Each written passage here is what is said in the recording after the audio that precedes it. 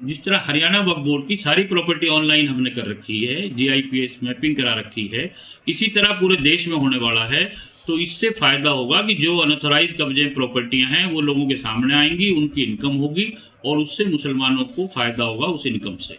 मुस्लिम प्रॉपर्टियां जो वक्फ बोर्ड की हैं, इसके मैनेजमेंट में और उनकी इनकम को अकाउंट्स में ढंग से करने के लिए ये वक्फ बिल की अमेंडमेंट आ रही है और इससे फायदा ही होगा, कोई नुकसान नहीं होगा। विपक्षी लोग सिर्फ विपक्ष के नाते इसका विरोध कर रहे हैं।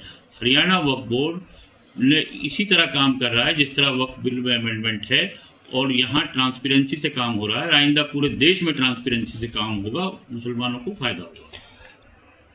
जिस तरह हरियाणा वक्फ बोर्ड की सारी प्रॉपर्टी ऑनलाइन हमने कर रखी है, जीआईपीएस मैपिंग करा रखी है, इसी तरह पूरे देश में होने वाला है। तो इससे फायदा होगा कि जो अनऑथराइज कब्जे प्रॉपर्टियां हैं वो लोगों के सामने आएंगी, उनकी इनकम होगी और उससे मुसलमानों को फायदा होगा उस इनकम से। ये विपक्षियों द्वारा एक लोगों के अंदर अफरा तफरी फैलाने के लिए, गलतफहमी पैदा करने के लिए एक अफवाह झूठी चलाई गई थी। वक्फ बोर्ड को खत्म करने का या वक्फ बोर्ड या मुसलमानों को नुकसान पहुंचाने का केंद्र सरकार का कोई भी नियत नहीं थी। वो सामने आ चुकी है कि सबके लिए काम करने की बात है। वक्फ बोर्ड मुसलमानों के फायदे की चीज़ है, मुसलमानों के लिए है। धार्मिक और मजहबी चीज़ों से सरकार ने कभी भी कोई छेड़छाड़ नहीं किया। हरियाणा वक्फ बोर्ड ने, हमारी मौजूदा सरकार ने इसको नियमों में सरलीकरण भी किया है और उससे वक्फ बोर्ड को फायदा हुआ। वक्फ बोर्ड हमारा अच्छी तरह काम कर रहा है। बीच में दिक्कतें आई थी 7-8 साल पहले, लेकिन अब वो सब दूर हो चुकी हैं और उसके बाद वक्फ बोर्ड की इनकम अब लगभग 27 करोड़ रुपए के करीब सालाना है।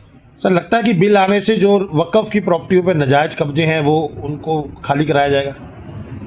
वक्फ के जब सामने जब पूरे देश के अंदर चीज़ें ऑनलाइन होंगी और जब चीज़ों का पता लगेगा तो जाहिर सी बात है, और वही लोग ज़्यादा शोर मचा रहे हैं जिन लोगों ने वक्फ की प्रॉपर्टियों पे कब्जा कर रखा है।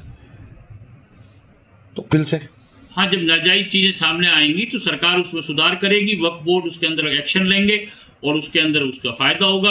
और आज जो विपक्षी लोग हैं, खासतौर पे हरियाणा में जो कांग्रेसी जो शोर मचा रहे हैं, इन्होंने तो वक्फी प्रॉपर्टियों के ऊपर भूमाफियाओं का कब्जा किया है। उसका उदाहरण है 2013 में अंसल के पास 2.5 एकड़ जमीन गुड़गांव के 23 सेक्टर में थी। वो अंसल को इन्होंने कब्जा करवा दिया, एक चलती हुई ईदगाह के ऊपर बुलडोजर फिरवा दिया। और उस टाइम कांग्रेस के विधायक, ये जो आज मौजूदा विधायक हैं आफ्ताब अहमद, मोहम्मद इलियास और इसराइल जो विधायक हैं, इनके पिताजी मरहूम चोई जलेब खां, ये भी हमारे साथ गए थे हुड्डा साहब के पास मुसलमानों के साथ। लेकिन जब भी कांग्रेस सरकार ने, हुड्डा साहब ने उस ज़मीन को नहीं दिया, भूमाफियाओं को दे दिया।